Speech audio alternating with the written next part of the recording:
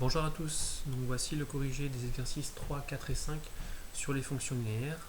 Dans les exercices 3 et 4, on calcule des images et des antécédents. Et donc dans l'exercice 5, on détermine avant cela le coefficient de cette fonction linéaire avant de pouvoir déterminer par le calcul des images ou des antécédents.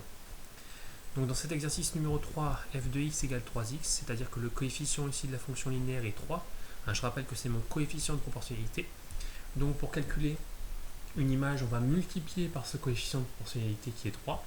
Et dans le sens inverse, si je veux déterminer un antécédent, je diviserai mon image par ce coefficient 3 pour obtenir la valeur de l'antécédent. Donc l'image de moins 5, je cherche une image, donc je connais l'antécédent qui est moins 5, je fais moins 5 fois 3, ce qui me donne comme image moins 15.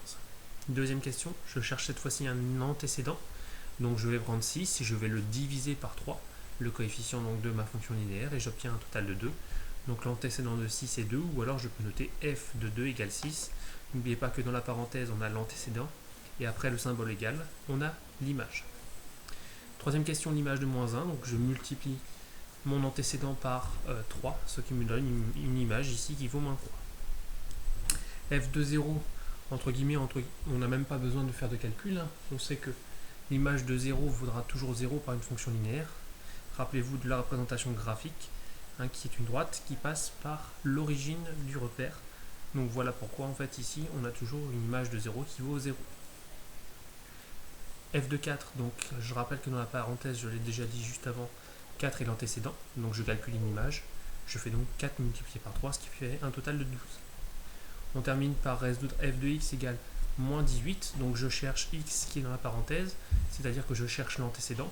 Donc je connais moins 18 qui est l'image, donc je fais moins 18 divisé par mon coefficient de fonction linéaire, c'est-à-dire 3, ce qui me donne un total de moins 6.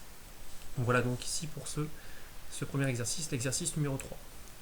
Dans l'exercice numéro 4, le fonctionnement est identique, sauf que cette fois-ci le coefficient de ma fonction linéaire est moins 1 cinquième, ou alors sous forme décimale, ça fait moins 0,2. Vous pouvez bien sûr travailler avec une forme décimale, si cette forme décimale est exacte, comme ici c'est le cas, on va travailler avec moins 0,2.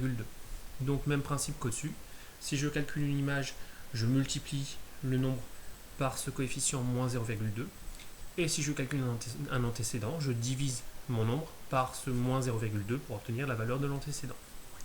Donc l'image de moins 12, je fais donc moins 12 fois moins 0,2, ce qui donne un total de moins 2,4. Je rappelle qu'on a calculé g de moins 12.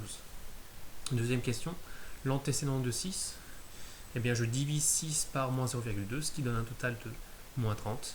Donc on peut noter g de moins 30 égale 6. Quel nombre a pour image moins 3? Attention à cette formulation qui est un peu piégeuse. Donc image a pour image moins 3, c'est-à-dire que moins 3 est l'image. Je cherche donc un antécédent. Je fais moins 3 divisé par moins 0,2, ce qui me fait un total de 15. Donc en fait, l'antécédent de moins 3, c'est 15. Quatrième question, l'image de 3, bien, je multiplie 3 par le coefficient de ma fonction linéaire, 3 fois moins 0,2 qui me donne un total de moins 0,6. On termine avec de nouveau cette résolution de g de x égale 2,5. Je cherche de nouveau l'antécédent, le nombre dans la parenthèse, 2,5 est l'image, donc je fais 2,5 divisé par moins 0,2 et j'obtiens un antécédent qui vaut moins 12,5. Voilà donc ici pour cet exercice 4. On termine avec l'exercice numéro 5. Donc au préalable, avant de ces calculs d'image et d'antécédents aux questions 2 et 3, il faut déterminer la fonction linéaire h. C'est très simple. On sait que 2 est l'image de 8. Ça veut dire quoi? Ça veut dire que 8 est l'antécédent. Ça veut dire que je pars du nombre 8 et je cherche un coefficient de fonction linéaire par lequel je vais multiplier ce nombre 8 pour obtenir un total de 2 qui est l'image. Donc 8 fois quelque chose égale 2. On a donc en fait ici une multiplication à trous qui va se résoudre par une division. Je divise en fait l'image par l'antécédent. Je vais donc faire 2 divisé par 8, ce qui va me donner un coefficient de 0,25. On vérifie. Quand je fais 8 fois 0,25, j'obtiens bien un résultat de 2. Donc 0,25 est bien le coefficient de ma fonction linéaire, que je peux appeler h ici, et je note donc h de x égale 0,25x. Comme tout à l'heure, maintenant que j'ai ce coefficient de fonction linéaire, pour obtenir une image, je multiplie le nombre par ce coefficient 0,25. Et si je cherche un antécédent, je divise mon nombre par ce coefficient 0,25. C'est tout simple. Donc, si je cherche l'image de moins 9, je fais moins 9 fois 0,25, ce qui me donne un total de moins 2,25. Voici l'image de moins 9. L'antécédent de 10, eh bien je prends 10 et je le divise par le coefficient de ma fonction linéaire, c'est-à-dire 0,25, et j'obtiens un total de 40. D'où l'antécédent de 10 qui vaut 40, avec les notations h de 40, l'antécédent toujours dans la parenthèse, égale 10. Voilà, j'espère avoir été clair dans la correction de ces trois exercices. A bientôt, au revoir.